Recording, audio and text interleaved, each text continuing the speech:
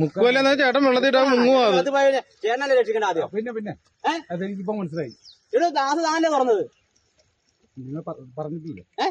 Glass തുറന്ന പിന്നെ തന്നെ ഇറക്കാട്ടല്ലേ ഇതാക്കിയത്? തനിക്ക് അതിന്റെ കൊടുത്ത് തന്നെ പോണം അങ്ങോട്ട്. പോണം. എന്നാ ഞാൻ ചാകാൻ വേണ്ടി ചാടിയാണ് ഇത്. ഇന്ന് ഉച്ചയ്ക്ക് ശേഷമാണ് ഈ സംഭവം നടക്കുന്നത്. ഈ ആറ്റുവരക്കടവിൽ ഈ വാഹനം ഓടിച്ചുകൊണ്ട് വാഗണർ കാറാണ്.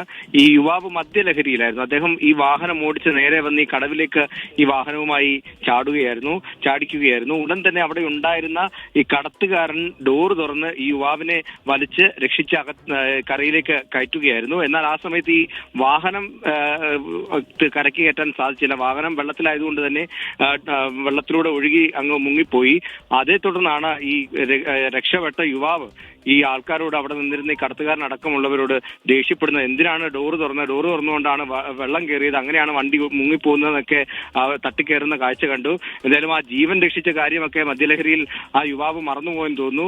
ആ കാറ് പോയതിന്റെ ദേഷ്യമായിരുന്നു അദ്ദേഹത്തിന് ഉണ്ടായിരുന്നത്.